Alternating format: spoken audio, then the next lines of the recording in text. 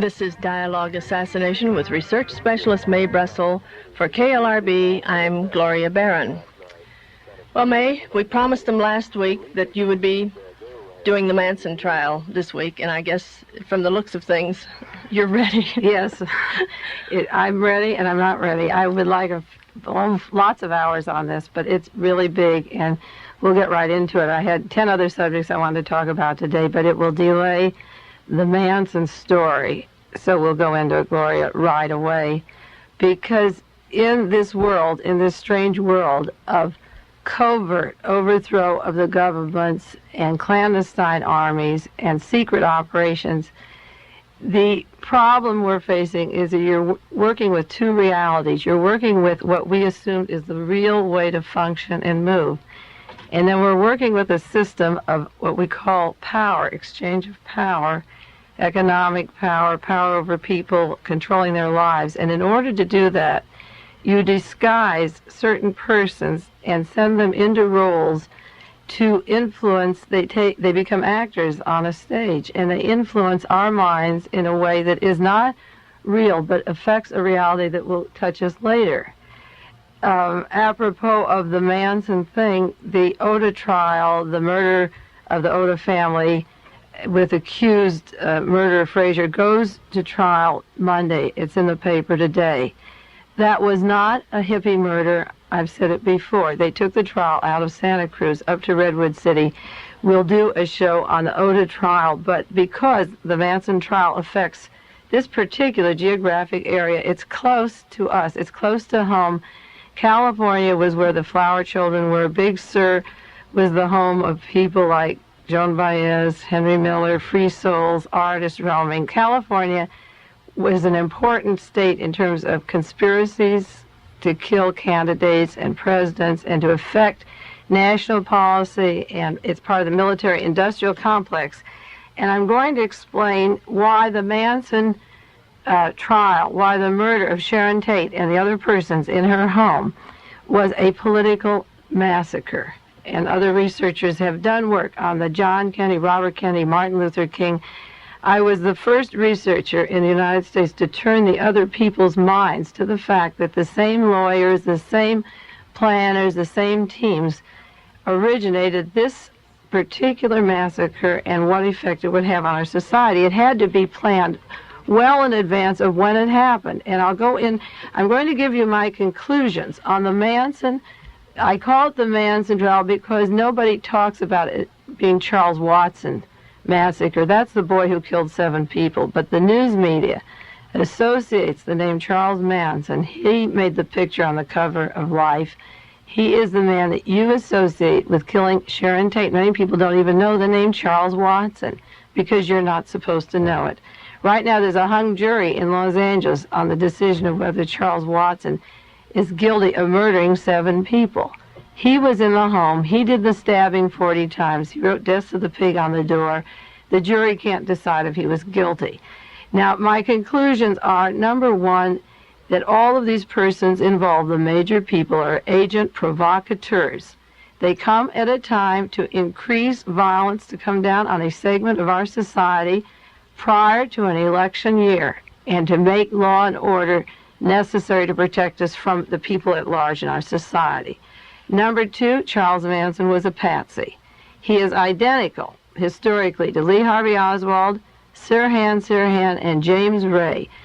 Charles Manson killed nobody in the Sharon Tate home or in the Bianca home. He was being charged with these murders. He didn't kill any one of these 7 people.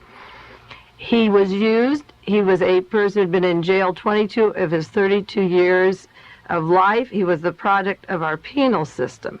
He was not a hippie or part of the youth culture. They bought him a guitar, let his hair grow, and put a leather jacket on him, gave him money, gave him a bus and credit cards, and told him to do his thing. It was like James Ray was in a part of our penal system. He was in Missouri in a jail, and he was met with certain persons, and the next day he was out, and there was $20,000, $30,000 of money spent, and he traveled continents and everywhere, and he was to be used at a certain time and place. Charles Manson was identical to James Ray as a product of our penal system. He was used by the news media to slam down on the hippies. We could do 1 hour on the news control of how your brain is shaped to believe that Charles Manson made a robot out of a nice, white Christian boy from Texas, this terrible kind of a criminal mind. He was used. And now I'm going into my background on these opinions because they may be startling. People who think they're knowledgeable on our economy or on the other assassinations, who never believe the Warren report, throw up their hands. I spoke to somebody just this morning before I came in the studio and said I was doing a story on Manson. And this particular person, educated, informed, said, that's something I'm not interested in Manson. I never would think about that particular human being. And people turn off on the Manson. But this is the way my mind was going. In 1963, I told you how I was studying the death of John Kennedy starting November 22nd. I was studying the use and the misuse of power after the President of the United States had been killed. I was wanting to know who killed him, what kind of people they were, what was their interest, what was their philosophy, what was their politics. How many of them believed that Adolf Hitler should have won World War II? How many of the people involved in that assassination worked in our State Department, defense industry, or had important government positions, like in cabinet now or in Republican National Committee, this kind of thing that is current today. I've been studying since '63. I studied the Cold War, the military-industrial complex in the United States, what we formerly called capitalism versus communism, which now is a disguised fascism with the electoral process over, versus communism. And I studied the economic and philosophical policies of both systems and the religious revolution that was going on simultaneously. In April 1967, the Greek government was overthrown by a military junta. There is a book, I tell you, have your pencil ready for the program. I want you to write down this book. It's pertinent to the Manson, Sharon Tate massacres. It's called Death of a Democracy, Greece and the American Conscience. It's written by Stephen Rousseau. And when Greece was overthrown, the excuse for the junta to take power and end the electoral process was that there was tension and chaos. And they had to prevent that. They had to prevent the May election. The man who was running to be the president of Greece was Papandreou, who captured the imagination of the young people. Now, I'm reading a quote from the book, Death of Democracy. Papandreou captured the imagination of young people and many members of the professional and intellectual classes. He was popular in Greece. He was linked psychologically with the late President Kennedy. He was a man of style and intellect, and they thought for the first time in 30 years they would get a program growing where they'd have a democratic government for the first time. And the people in power felt that no one should tamper with their existing institutional structure. And they kept the power and canceled the elections. Now, the edicts in Greece, when Greece was overthrown, were the following. If it was an economic problem or a political problem, like we don't want communists, we have to save from communists, that's one thing.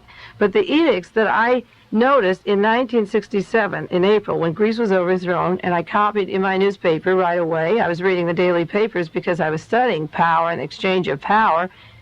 The United States had exchanged power. I was studying Greece. I study every country. And these were the edicts.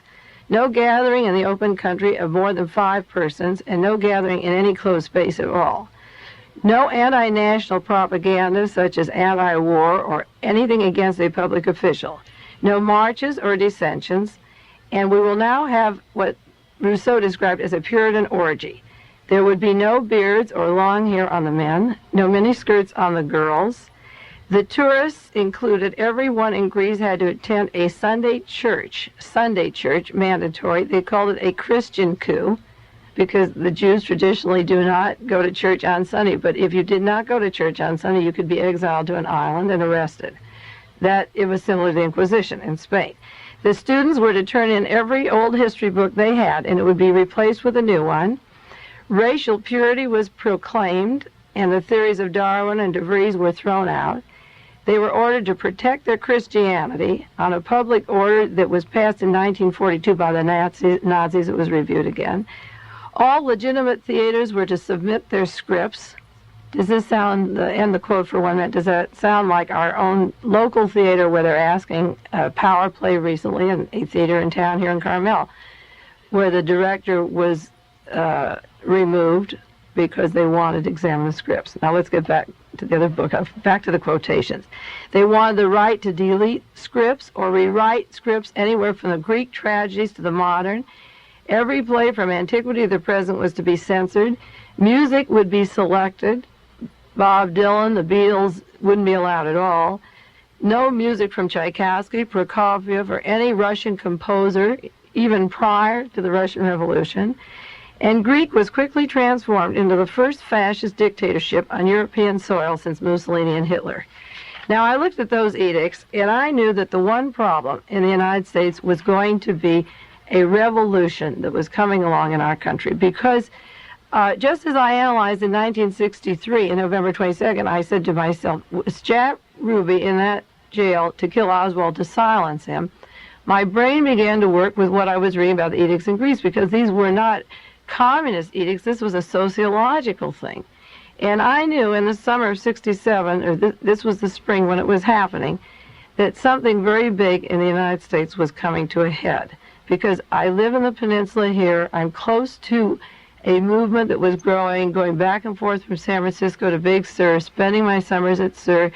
I could see something really good in a true Christian, Judeo-Christian tradition of people making it on, sharing their housing, sharing their food, rapping. And I realized that in this country we had a revolution. There was a revolution of hairstyle, clothing, cosmetics, transportation, housing, value system, churches. There was an economic revolution that affected cosmetic industry, canned foods, grocery revolution, dietary habits, dwellings, the use of land, no longer needing dwellings, eating outdoors, no high rent for each separate family, sharing one place. People were delivering their own babies instead of spending $250 for the obstetrician. They were recycling old clothes, going to the Goodwill, making their own things, wearing burlap, sharing, doing without, withdrawing from spectator sports or amusements, sitting and watching people throw a pigskin ball back and forth. These are revolutions. They're revolutions, economic, sociological. They were breaking the boundaries where white and black could rap. They lived together. They slept together. You didn't know somebody's background, if they were rich or poor. You didn't know if they were Jew or Gentile. Those boundaries were thrown out the window in 67. Greece was putting them back, but America was throwing them out the window. And the country club thing was going by the wayside, and zoning laws were ignored. If you have a zoning place in a fancy residential, the children are leaving those homes. They're living where there is no zoning. They're up on the land in the communes. They've left their parents in their big homes, and they leave the zoning laws behind. They just split. And real estate values are affected because the kids aren't going to buy the house with the picket fence any longer and live two people in that dwelling. Now, this was an economic, sociological necessity that if our system as it existed in terms of capitalism were to survive, that the Rand Corporation and other think tanks in America decide what to do for the United States of America. And this was the year of the Beatles. It was the summer of Sgt. Pepper, the Monterey Pop, Haight-Ashbury, the Renaissance. Make your own candle, turn off your electricity, turn on with your friends, and wrap it over. What is life all about? The generation was born with an atomic bomb over their head. They weren't going to live long anyway, so there wasn't that much time for hate, and they were really making it. And my car was filled with kids, hitchhikers everywhere. I'd pick strangers off the street. They slept in our home, slept in the art studio. Monterey Pop came in, and that weekend we were there every day, and I picked people off the road, and our house was filled. It was the most beautiful thing. I still have yard furniture they all painted, chairs and tables, and everyone pitched in. It was human beauty, and they were making it together. But it isn't the way it was meant to be made by U.S. Steel and General Motors and Kaiser Aluminum. They wanted to sell you your own car, and your own house, and your own washing machine and dryer. So in my cross-filing system, because you see, this is summer of 67, and I've been on the assassinations for 4 years, I started a file called Greece, because I didn't watch Greece at all until the coup. But the edicts worried me, and I said, is this a test case of what the United States could do to its people if it had to? Because those edicts were set up very strangely if it was a communist versus a right-wing coup. And I did all the research up to the present day, anything that comes about Greece. Malin McCurry was on a national television show this morning. I watched her talking about Greece. It's current. So I watched Who Overthrew Greece. I watched the Pappas Foundation. We've talked about them on the air. They're the men that siphoned the money, Standard Oil, New Jersey, linked with Richard Nixon, Donald Nixon, Spiro Agnew. Agnew's in Greece today as we talk. And I have a file that started in 67, and every article from all the magazines or books that I could get follows up who overthrew Greece, the Linton industry, the fascists in this country, put those edicts in there. Now, if they put them in there and it worked, they could put them down on us. So I have another file in 67 that I started along with my John Kennedy, because I told you before I have 1,600 subject categories of current news. And I started a file called Hippies, because articles in 67, it was a sociological phenomenon, were coming out. And in the envelopes I began articles like, who recognizes something good in this movement? Who is putting it down? What is their philosophy? Hippies that were interviewed in magazines like Ramparts or New York Times, what are they saying about themselves? What are people saying about them? And I realized that it was going to be stopped some way, because it was taking hold. It captured the basic good that is in people. And I don't believe in the doctrine of original sin. I believe in original goodness. And these children had it. They have it. Somebody was going to have to get them. Yesterday's paper had an article that the head of the whole Navy of Vietnam, South Vietnam, said you're going to have to rule out sex. They have a Navy of 40,000 men. And he said you're going to have to rule out sex. It's decadent. If you want to fight the communists, you've got to stop that. You're a bunch of filthy worms, he said. The head of the Navy of Vietnam said, in order to really fight the communists, you've got to stop your sexual activity. The Vietnamese Navy was told yesterday. Now, this is the same people, Mr. Key and the fascists, and the same people in Greece and the people in South Vietnam who are coming on the kids, their sexual fantasies, their fears, that their kids could do what they never could do. I'd like to do a whole show on sexual repressions and fascism and coming down. So in the summer of 67, 68, I knew that the hippies were being handed out. I had a friend I met who worked at the Diggers, and they were being handed bad acid by disguised agent provocateurs to begin to burn their bellies out and drive their minds insane. And the Diggers were treating up there. This can be documented. And I know the federal government was throwing things out at pop festivals. And they allowed men like Melvin Belli, that worked with Jack Ruby, was the man in on the Altamont thing that brings the pressure, and we'll go on to that some other day, on pop festivals and music and what happened to the music scene and the musicians at the Monterey Pop. So I was watching how the hippie scene would be put down and what evidence there was that they had to crack it. And in my neighborhood, I've mentioned on 2 different programs, a man moved in from Texas. I think he gets tired of my talking about him. This is the last time I'll mention him. He was dressed as a hippie. He wasn't a hippie. He brought his children into this community. He lived a block from my house. He wrote a book for Henry Kaiser called Children of Change. I'm repeating for somebody who hasn't heard the show. A non-hippie from Texas lived here for about 1 or 2 years, walking down the coast, going to the musical scene, and wrote, just prior to the Sharon Tate murders, that the hippies would have made it. This is what Henry Kaiser published. Would have made it if, number 1, they had a sense of humor, and number 2, they weren't so violent. Now, if anybody had a sense of humor, that generation did, because there wasn't much to be funny about the way the Cold War was going and after Korea and everything lining up.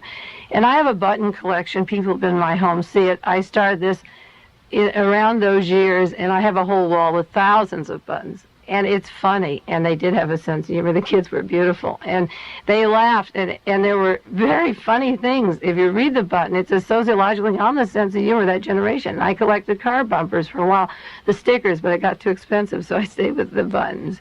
They did have a sense of humor, and there was no violence. There was no violence at all. And this same particular man referred to his wife and hippie women as witches. And she wasn't a witch. She was a very establishment Texas girl who is the wife of a man. This man that was dressed as a hippie, I said before, is now at the Navy postgraduate school. He's Navy, he had to be Navy intelligence. How does he get into the postgraduate school if his undergraduate work was a hippie on Big Sur Road, back and forth on the highway? So this particular man, he had his gun and his scopes and his knives and things. And I watched, and there was no massacre. And I was watching the phenomena. How was our government going to handle it?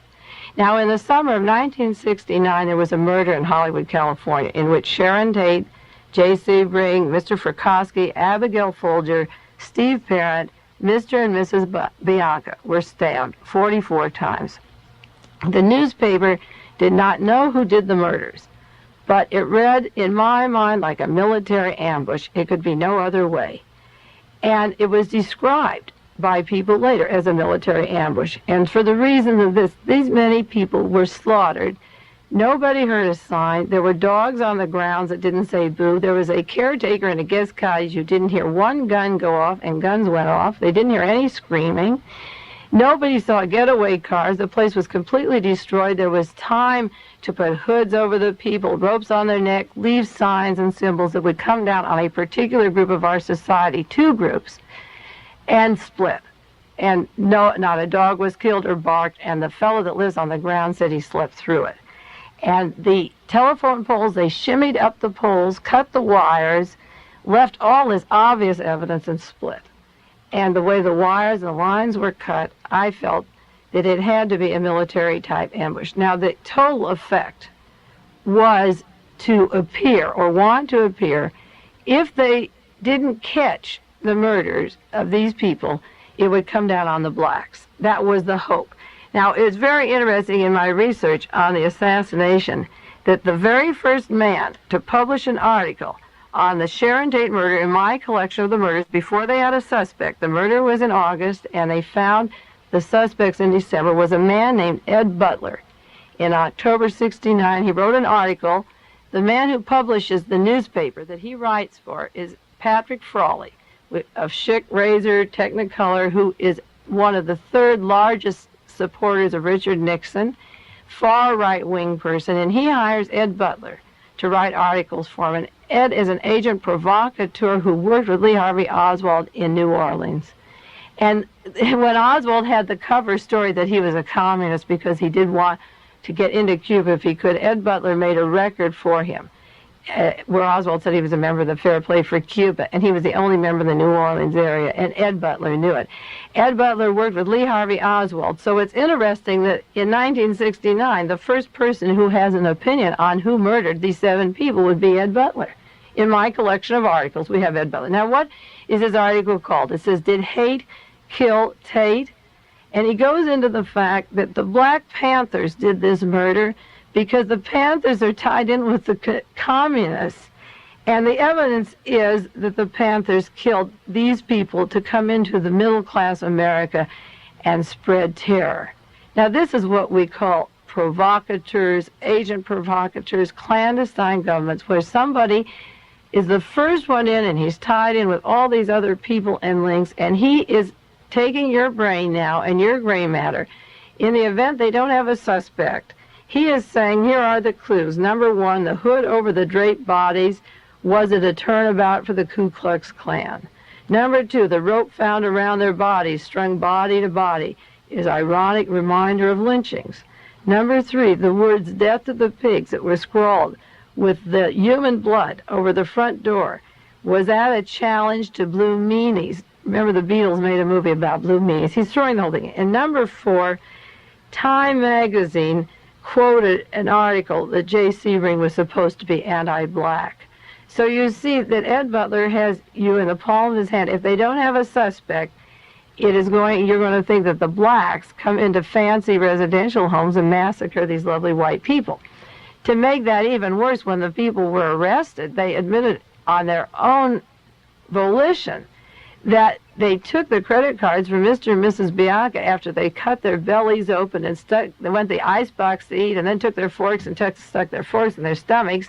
They took out their credit cards and left them in the black part of town in Los Angeles so that people would think the blacks killed the Biancas. To back up my own feelings, every word from what these people said afterwards confirms what I knew they were doing. They were coming down on, they could come down on 2 groups, one for sure, and if they're caught, they'll come down on the second. So the first group was to press fear that the blacks are now in our part of town, that they're communists, they hate the rich, and Ed Butler goes into their motives And he says, well, one of the things is that Mr. Polanski is an expatriate from communist Poland, and we know the Panthers are communists. And he said the hate and propaganda here will make other people want to continue these murders. He said that the Panthers were doing this kind of murdering to test the stomach of America for future violence. Ed Butler, the authority on riots, he comes out all the time in the news. And he said that they are, what he wants to see is how many of these massacres people will take or react, and he's convinced that the blacks did this murder. But he is covered because when the actual facts came out, it turns out that it wasn't the blacks at all. So what are you left with now? You're left with a hippie group. You're left with this great hippie clan. And this is where the real problem comes in. Because, as I said before, and I'll say it over and over today, Charles Manson was not a hippie. Now, when they arrested Charles Manson, Sue Atkins was in jail for stealing some parts to an automobile. And the chick squealed. The police department didn't even have any clue in this murder at all. They didn't even want it. I know the Los Angeles police didn't want to find them. But the particular girl broke down in jail and told another woman, and that's how they were found. The police department did not find them. Just like the FBI did not find James Earl Way. Scotland Yard did it, when he just had one foot on a plane and one foot to Rhodesia, where he would never be extradited. Scotland Yard did. The FBI didn't do it. So what happened was that the police had to go to where the Manson family lived. And what did they find there? They found what the newspaper described as a ritualistic killing done by self-confessed hippies in what they called a military-style commune. Now, first the news media should define hippie, the word hippie, because the hippie that I knew from 67 to 69 didn't mean a military operation in any sense of the word, nor in anybody else's mind in the world. Nor did it the Rand Corporation or the President of the United States or John Mitchell. Hippie did not mean military. It was anti-military. It was anti-war. It was let's get it together generation. So when they found the real killer, and he has this beard and guitar, they just can't call him an ex-convict. They have to call it a military-style commune. We must have military-style communes in Vietnam. If a commune is where people all live together and you're military, it's a military commune. But it certainly isn't a hippie commune. But they have to make it a hippie thing. Now, what did they have in the commune?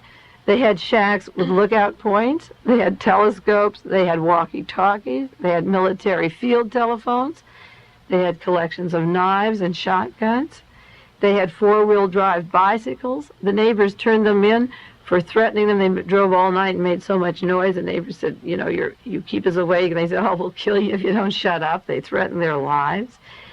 And then the news media picked up right away that evidently the crime had all the marks of premeditation. And they mentioned then that the telephone wires were cut at the Tate home. I remembered that in August, but in December, when they were discovered, they went into the shears and the problem and the weapons. Now, Sheriff Tom Montgomery of Collin County in Texas was taking care of his cousin at that time that the police came into this little commune where Sue Atkins was talking. Cousin Charles Tex Watson was safe in Texas. He was watched by this first cousin of his. He was described as clean-cut, short hair. He was living a happy life. A girlfriend testified they were having pleasant sexual relationships. He was normal in every sense of the word. Those 7 massacres that he did didn't seem to bother him at all. He didn't even mention them to her. He was not mentally sick. He was not depressed. He had done a good job. And when Charles Manson and the others were arrested in Los Angeles, they put this young boy, Charles Watson, in the jail with his cousin to take care of him. Now, we're going into who was Charles Manson. All right, we'll do that in just a moment. You're listening to Dialogue Assassination with Mae Brussell. This is KLRB Stereo FM, Carmel by the Sea.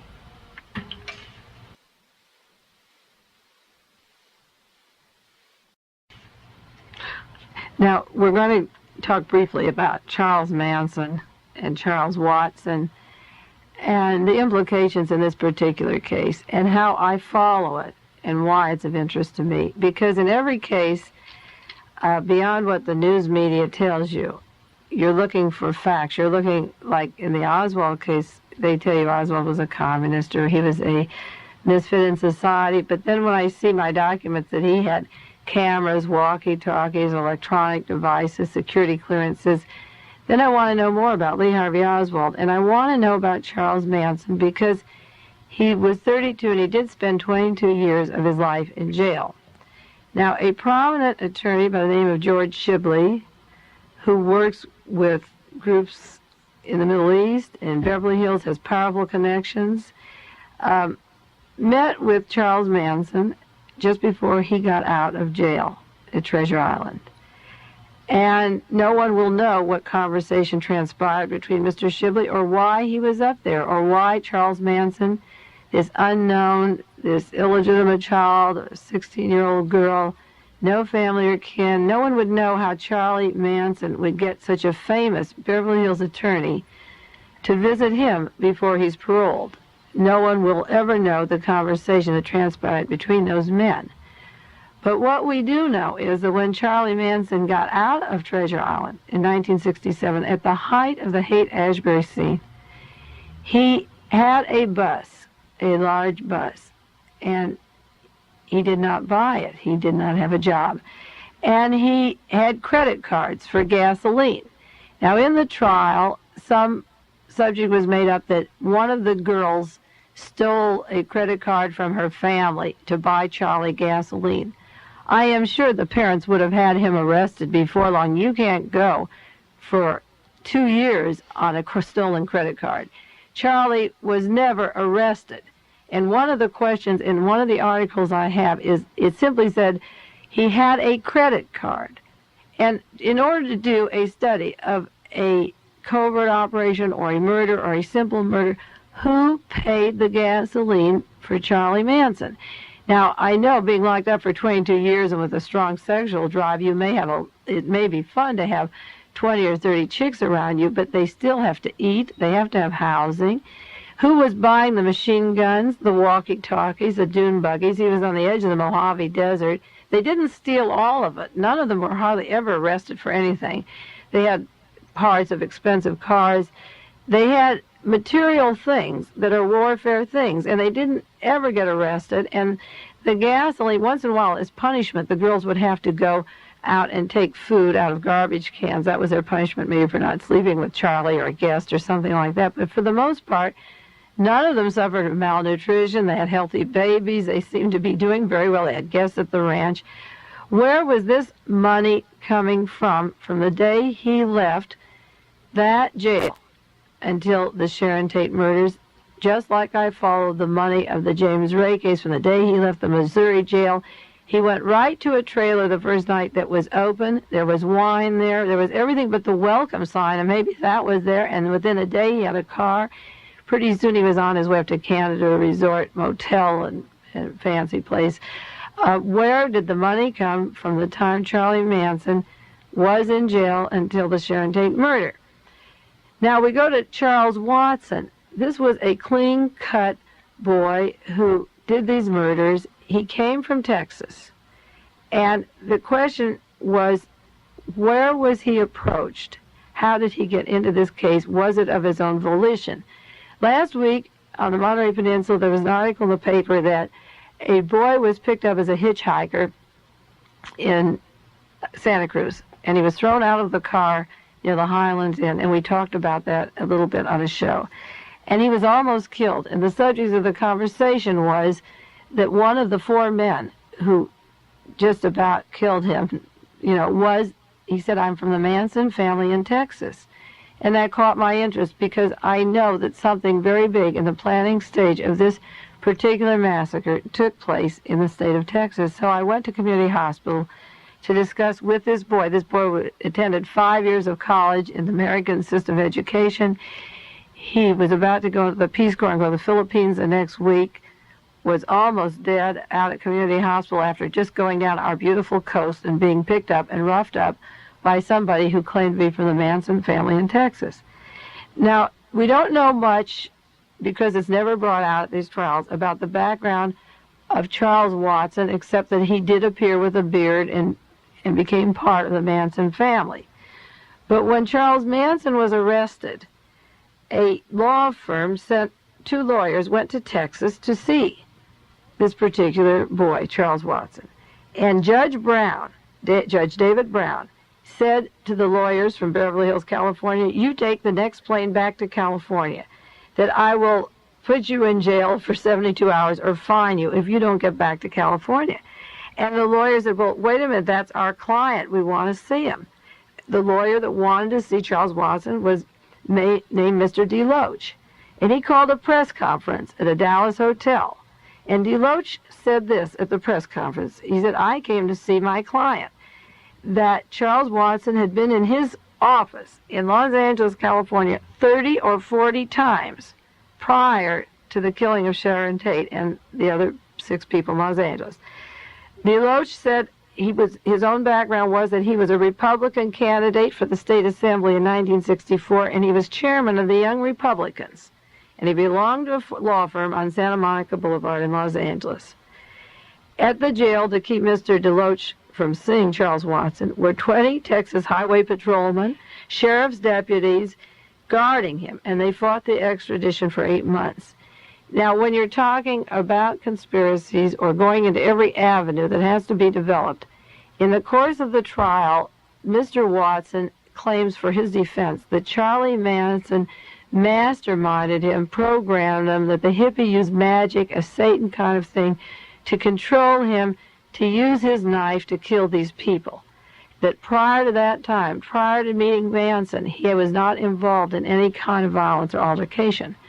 Now, I've seen no record publicly that Mr. Watson had a traffic violation or any kind of problem, that this 20-year-old boy needed an attorney from the Republican National Committee, Young Republican Committee, 40 times. I know what the expenses are to meet with any attorney, even for 1 hour. And people use attorneys or public defenders if they have small altercations. But to go to a prominent law office of a man named Mr. DeLoach 30 to 40 times prior to the time that you're going to kill 7 people is worth investigating. And it's particularly worth investigating because the boy isn't even really considered a criminal or a murderer. When the trial for Charlie Manson took place, this boy was in Texas. And they fought the extradition, so he and later wouldn't be associated as part of that clan, but as the robot or the project of that society. Now, the psychiatrists claim that when the decision was made to remove Charles Watson to California, that he became a catatonic, schizophrenic vegetable in a fetal position. 8 months in Texas, he was doing just fine. He didn't lose a pound. He didn't lose a night's sleep. He was just having a good time. And when the decision came to bring him to California, he became very sick. And now they have said, the prosecution claims that he was faking this, that when the psychiatrists look at the other way, he would take a different posture and he would talk to people. And the jury has been out for 2 days trying to decide if Charles Watson was guilty of those murders. They have to deliberate 2 days when it is common knowledge that he was in the home, he did the murders, and Manson was never in the home where 7 people were killed. Now, if that isn't a topsy-turvy, crazy world, I don't know what it is. Now, how does your mind get affected to only associate the murder with one man and let the other man off the hook like this? I'm going to read headlines from this particular case just for a few days in December, the way they were reading, coming off the press. The first article I told you was in October '69, Did Hate Kill Tate? That was the first opinion about who did it by Ed Butler. In November, there was a very objective article saying the grand jury is to end the probe of these 7 deaths. They don't know what to do. Now, in December, they began to describe Watson as a, in quotes, man. They called him a man. And that Manson was the hippie, the guru, Satan, that influenced the man. The man did the killings, and the hippie guru, Satan, influenced him. The headline of December 2nd said, Nomadic Hippies in the Tate Murder. December the 3rd, 3 suspects in Tate case tied to guru. December the 4th, accused killers live nomad life with magnetic guru. December the 4th, another paper said hypnotic killers, hippie bands, they're controlled by an evil genius. Another headline, father became a hippie looking for Sharon Tate clues. Sharon Tate's father, dressed as a hippie, looked around with drug addicts and vagabonds for 4 months. He was in Army intelligence, and he was looking for hippies who killed his daughter. Another headline. These are the headlines, not sentences from article. A move to indict God. Another headline. The DA asked hippie cult indictment. Another one. Inside the cult's desert hideout. Family members talk of black magic, sex, murder. You see, the headline is putting all of these things in your heads, but it's not telling you, like the early articles, about the military type of killing that it was. Another headline, Charlie Manson, nomadic guru, flirted with crime. Another one, hippie family member describes the murder. Another one describes the murders as bizarre, twisted. Cult leader, plotted the war between the races, the cult leader. Mystic hippie, in quotes, used dune buggies mounted with machine guns to trigger a Negro versus white war. Another headline, hippie Satan clan is indicted. Talkative cult leader arraigned in slayings. Another headline, leader of the hippie cult held in isolated cell. Hippie leader in Tate case in maximum security. If they want to say the alleged murderer is in maximum security, he's the hippie leader in security. He's a hippie leader in isolated cell. Another article, the hippie mystique. Another one, the love and terror cult, the dark edge of hippie life. Life magazine published a cover of Lee Harvey Oswald holding a gun. The shadows, the discrepancies in the murder are horrendous. They implant in your mind, this is the boy, this is the gun. None of it was true. Life magazine had a cover of James Earl Ray, this poverty-ridden, depressed prisoner who killed Martin Luther King. They said he was an orphan. None of that was true. Member of his family with his father's living. I mean, all of that was untrue. Member of Life magazine, December the 19th, large cover of Charlie Manson's eyes, all blown up.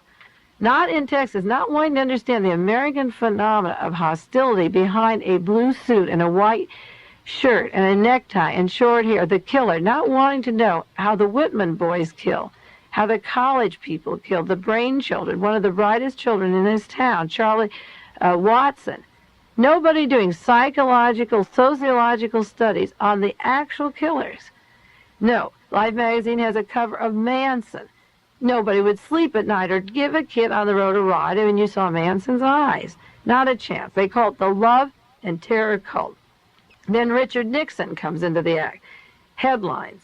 Here is a man who was guilty directly or indirectly of 8 murders without reason.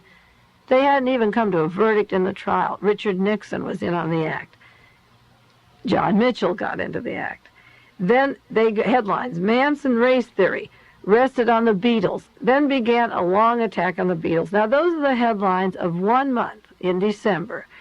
That went on for 1 year. And the consequence is that in Carmel Valley, or down to Big Sur, how many people would you pick up today? How many people do you put in your car, or give a lift to, or take into your home? Who would you trust? Who is disguised as a hippie with a knife that is going to come down on you? I was in my neighbor's home across the street from me one day, and we were talking about something, and a man from the police force in Seaside, a black man, had come there, and he didn't know who I was, and we were rapping. And he had been down at Limekiln Creek, and he had lived with hippies for 2 weeks and smoked their grass and probably enjoyed the sex and the relationships and the vibes. And he was going home. He was on his way home to Seaside to clean and shave and go down and make a bust on those people. Dressed as a hippie, beard. He was going to take his beard off. I have seen it. I've lived with it. You can't give a lift because the agent provocateurs, the covert government is working. It's working in our city, and I can say it works on a national scale. You read in the paper yesterday, maybe, how much of the Pentagon Papers is not being published and why it's being withheld. And a large part of it is the covert relationship to Vietnam. The agents in disguise in Laos or in Vietnam are hidden war. The Manson thing is a hidden war. It's a hidden war against the youth, and it worked. If you take enough agents and give them blades or give them money or give them the assurance that if they're arrested, they'll get off, they will mess up these kids. Somebody came to my home a few weeks ago who had hitchhiked across the country, and it was really scary. And he went to some town in Idaho. And this sheriff says, oh, did we have fun last night? We took this nigger hippie and tied him up and dumped him in the river and got rid of him forever. And this is what I am hearing, because I am talking about these things, and when I talk, I get a feedback, and people come to me and say, right on, this is what's happening. So I'm just showing you, if you multiply 1 month of headlines and you sat with my collection, or somebody just published, how the news media comes down on you. Now, who were the lawyers involved in these cases? How do they overlap? Joseph Ball from the Warren Commission was in with Sue Atkins, the girl who's to turn the state's evidence. A man named Lawrence Schiller made a record with Jack Ruby on January the 2nd, 1967, in which Ruby said there was no conspiracy to kill Oswald, that he was not part of a conspiracy. And it was made for Capitol Records. Capitol Records. And this man, I knew on January the 2nd, when I read that in the paper, I knew that Ruby then would be dead within days, because it was now recorded for history there was no conspiracy. No one could see Jack Ruby except Capitol Record. The only person that could see Jack Schiller, Lawrence Schiller, was with him. January the 4th, 2 days later, Ruby was dead. The morning I read that in my paper, that Capitol Record got into that hospital room and got this recording of Ruby's voice, I knew then that now Ruby could leave this earth. You see, it's all down for posterity. Now, this same Lawrence Schiller is the man who gave Sue Atkins $150,000 to turn the state's evidence to say that Manson masterminded the murders. She made $150,000. It was described as an unusual legal trade. Joseph Ball, who worked with the Warren Commission, was with parties involved in the Sharon Tate massacre. George Shibley, who worked with Sirhan and McKissick is in his office, they worked with the Sirhan case.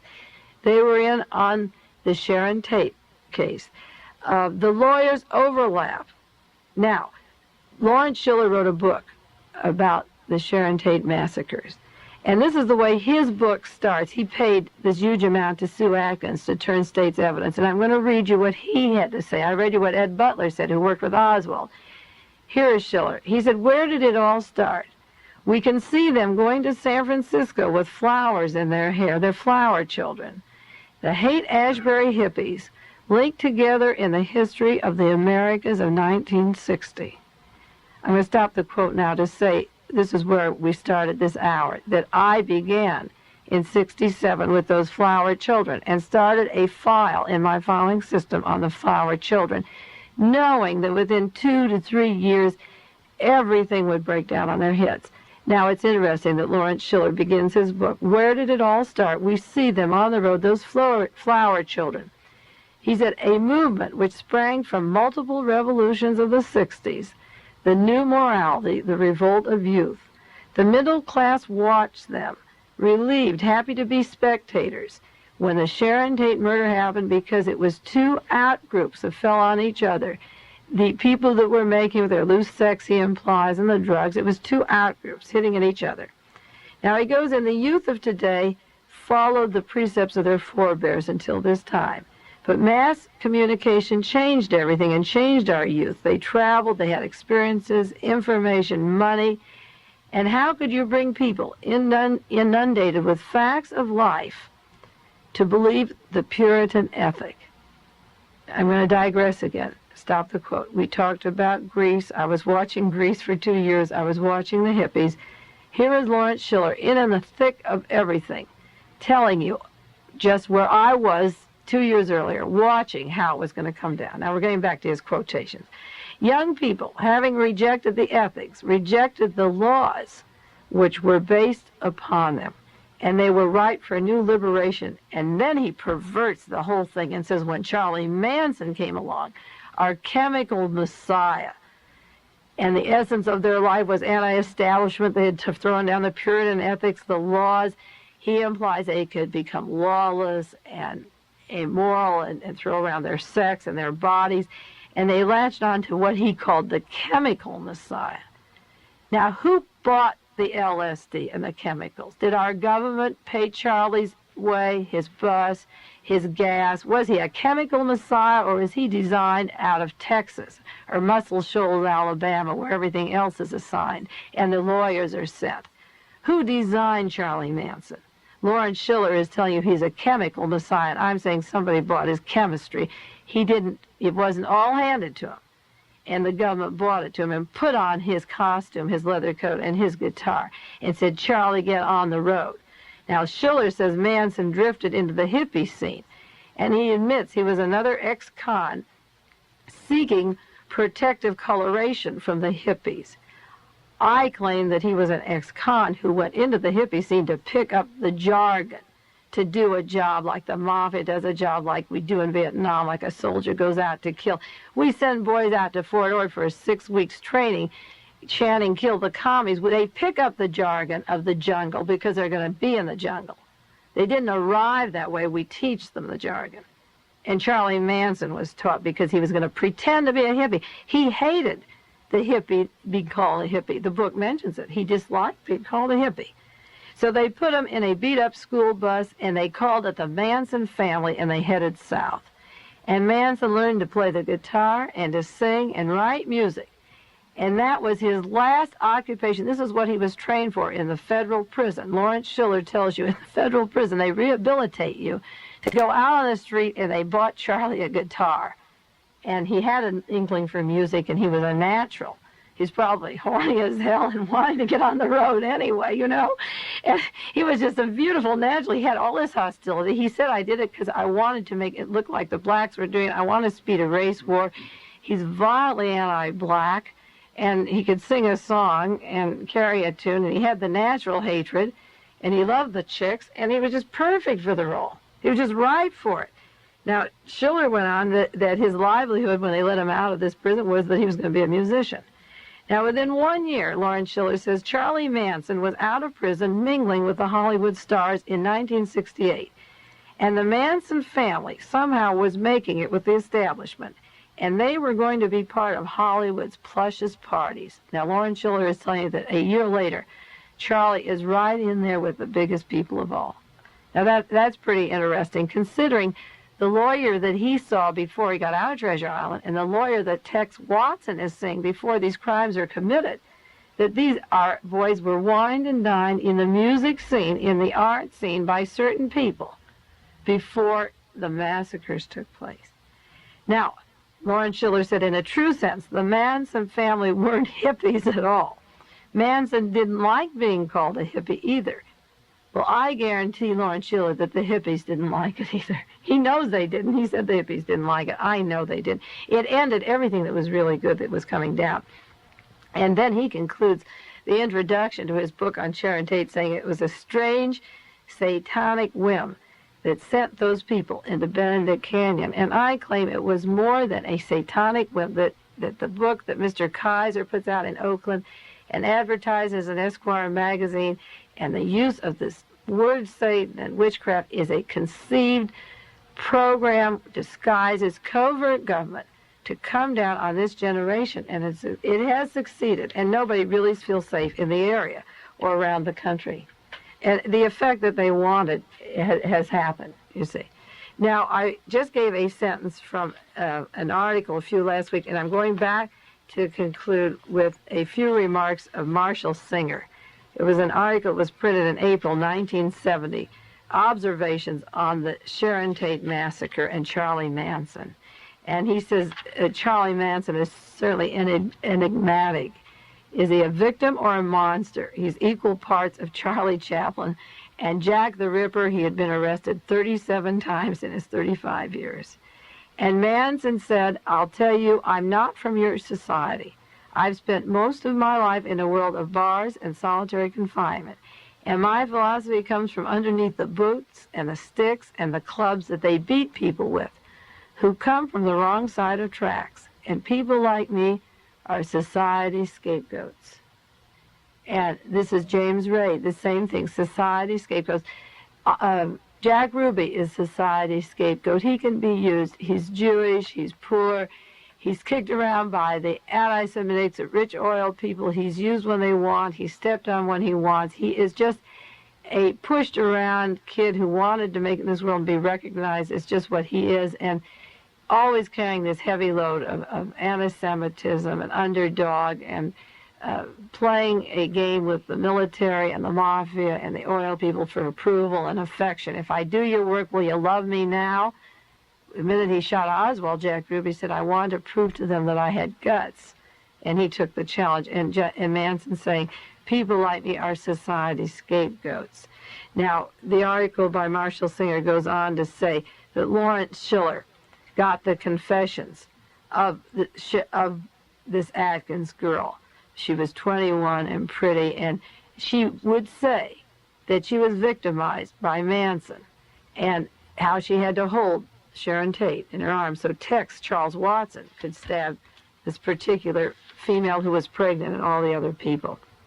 Now, Manson had a lot of hostility. He tells you he was kicked around. His plans were to assemble these dune buggies and have an armada against the pigs, against the black people, against the cops. He would kill cops. He'd been arrested all these times. He'd been in isolation. He would kill them, but he would make it look like blacks did, and he would be getting even with blacks and cops at the same time, and he hoped to wipe out both groups that he hated so much.